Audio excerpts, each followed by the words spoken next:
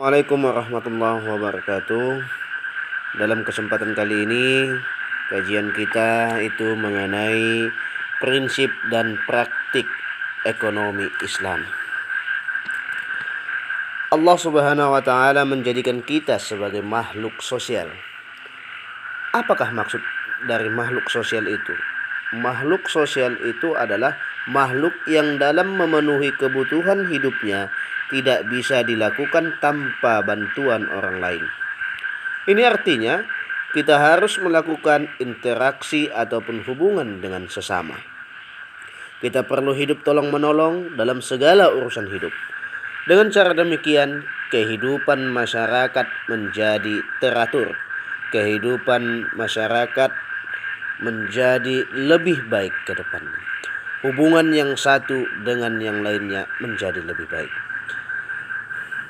Namun demikian, sifat buruk seringkali menghinggapi diri kita. Contohnya adalah sifat tamak. Sifat tamak mendorong kita selalu mementingkan diri sendiri dan lupa terhadap kepentingan orang lain. Bahkan masyarakat pada umumnya, sifat inilah yang dapat membuat hidup kita menjadi gelisah, tidak nyaman dan tentram. Tamak bisa mendorong kita untuk mengambil alih hak orang lain.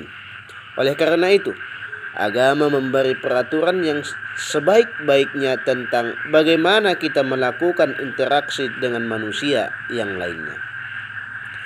Hukum yang mengatur hubungan antar sesama manusia ini disebut muamalah. Tujuan diadakannya aturan ini adalah agar tatanan kehidupan masyarakat berjalan dengan baik dan saling menguntungkan. Pengertian muamalah. Muamalah di dalam fikih Islam berarti tukar menukar barang atau sesuatu yang memberi manfaat dengan cara yang ditempuhnya, seperti halnya jual beli, sewa menyewa, upah mengupah, pinjam meminjam, urusan bercocok tanam, berserikat, dan usaha lainnya. Dalam melakukan transaksi ekonomi seperti jual beli, sewa menyewa, utang piutang, dan pinjam meminjam, Islam melarang beberapa hal, diantaranya seperti berikut ini. Yang pertama, tidak boleh mempergunakan cara-cara yang batil. Yang kedua, tidak boleh melakukan kegiatan riba. Yang ketiga, tidak boleh dengan cara-cara zalim ataupun aniaya. Yang keempat, tidak boleh mempermainkan takaran, timbangan, kualitas, dan kehalalan. Yang kelima, tidak boleh dengan cara-cara spekulasi ataupun berjudi. Yang keenam, tidak boleh melakukan transaksi jual beli barang haram. Kali ini kita akan masuk kepada sub bahasan, yaitu macam-macam muamalah. Macam-macam muamalah. Dalam kesempatan kali ini kita akan mengkaji terlebih dahulu itu mengenai yang pertama, macam-macam muamalah itu yang pertama jual beli. Jual beli menurut syariat agama Islam ialah kesepakatan tukar menukar benda untuk memiliki benda tersebut selamanya. Melakukan jual beli dibenarkan sesuai dengan firman Allah Subhanahu wa taala berikut ini. A'udzubillahi minasyaitonirrajim. Bismillahirrahmanirrahim. Wa ahalallahul bai'a wa harramar riba. Yang artinya, dan Allah Subhanahu wa taala telah menghalalkan jual beli dan mengharamkan riba. Quran surah Al-Baqarah ayat 275. Selanjutnya, syarat-syarat yang telah ditetapkan dalam Islam tentang jual beli adalah sebagai berikut. Yang pertama, penjual dan pembelinya haruslah A. baligh, B. berakal sehat, C. atas kehendak sendiri. Yang kedua, uang dan barangnya haruslah halal dan suci. Haram menjual arak dan bangkai, begitu juga babi dan berhala, termasuk lemak bangkai tersebut. Selanjutnya, bermanfaat. Maksudnya apa? Membeli barang-barang yang tidak bermanfaat sama dengan menyia-nyiakan harta, ataupun bisa dikatakan boros. Yang ketiga, keadaan barang dapat diserah terimakan. Tidak sah menjual barang yang tidak dapat diserah terimakan. Yang keempat, keadaan barang diketahui oleh penjual dan pembeli. Yang kelima, sudah jelas, harus milik sendiri.